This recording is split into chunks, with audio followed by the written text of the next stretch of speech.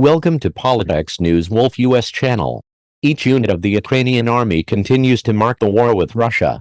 Since the beginning of the war, the artillery and mechanized brigades of the Ukrainian army played a major role in preventing the advance of the Russian army. In addition, the elite units of the Ukrainian army put the Russians in a very difficult situation on the territory of Ukraine with their successful offensive operations. But the Ukrainian army, unfortunately, was not very good with the weather at the beginning of the war.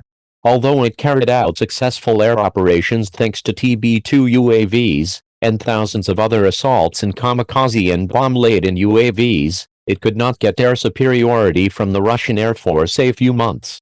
Air defense systems from Ukraine's western partners secured the Ukrainian airspace to break the air superiority of the Russians, but this was still not enough. However, with the latest developments, the air superiority of the Ukrainian army has now passed into the hands of the Ukrainian army. Here we will talk about the Ukrainian Air Force and the general development of the war today. Let's examine in detail what happened on the front and the offensive operations of the Ukrainian army against the Russian troops. Despite the huge losses of equipment and manpower, the Russian army continues to focus its main efforts on conducting offensive operations in the Lyman, BMER, Avdiivka, and Marka directions. In the past day, more than 45 Russian attacks have been repulsed, thanks to the courage of each. The operational situation in the VL and SL directions has not changed significantly. Some of the regional units of the Russian armed forces are still deployed on the territory of the Republic of Belarus. At the same time, the Russian army continues to maintain its military presence and build fortifications in the Kisky and Belgorod regions on the Ukrainian. The past day, the Russian army bombed 3 settlements in the He region, 14 settlements in the Sumy region, 11 settlements in the Kaki region in the direction of Khan. 7 settlements in the Kaki region came under Russian fire in the direction of Lyman. The Russian army conducted unsuccessful offensive operations in the Biljka. 4 settlements in the Luhan region and 2 settlements in the Donetsk region were hit by Russian artillery. The fiercest clashes of the war continue in the direction of Bakhmut.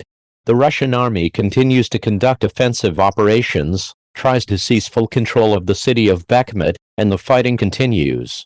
The past day, the Russian army conducted unsuccessful offensive operations in the north of the settlement of Kru and in the area near Boker and Shen. 12 settlements in the Donetsk region came under Russian fire in the Avon Manka directions.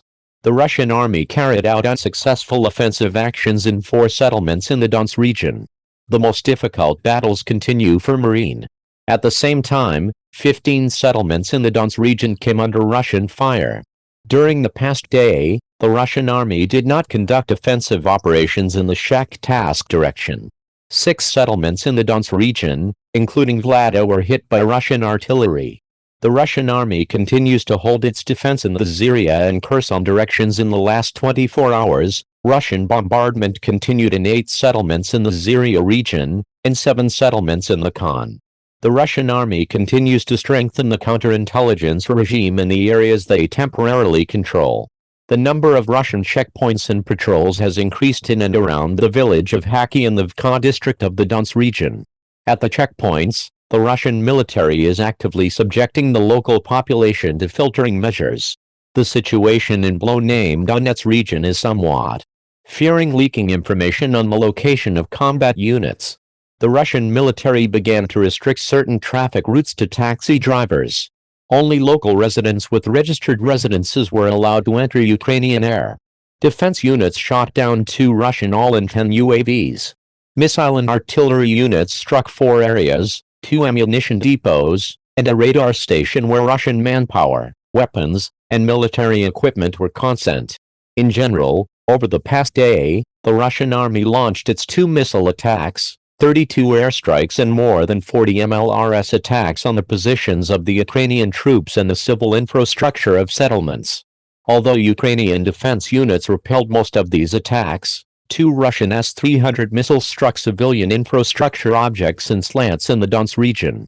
In the past day, the airborne forces of the Armed Forces of Ukraine carried out 6 attacks on Russian personnel and clusters of military equipment. According to the first figures, determined as a result of the operations carried out by the Ukrainian Air Force. During the day, 220 Russian soldiers were killed and 300 Russian soldiers were injured. Wounded Russian soldiers were transported to hospital. In cities under Russian control in the Donetsk region, the effectiveness of the Ukrainian Air Force has increased tremendously in recent weeks with aircraft from Ukraine's Western partners. The Ukrainian Air Force fleet has grown considerably, and the superiority of Ukrainian airspace has passed to the Ukrainian Air Force as of this month. So how has the effectiveness of the Ukrainian Air Force increased? President Zelensky has long pressed his partner to give Ukraine powerful planes as a result of these pressures and requests. Poland, which did not leave Ukraine alone for a moment, completed the transfer of the first MiG-29 warplanes to Ukraine, and these planes have been actively used in recent operations. 4 MiG-29s were delivered to Ukraine a few months ago. Poland is already one of the most important allies helping the Ukrainian army defend its. The process of delivering the first batch of planes has already been completed except for the 4 warplanes that were already sent. He noted that the Ukrainian side will undoubtedly ask for more support. During the official visit of the President of Ukraine, Vladimir Zelensky to Poland thereupon Warsaw, gave Kiev post-Soviet MiG-29s that had to be repaired in 2 to 3.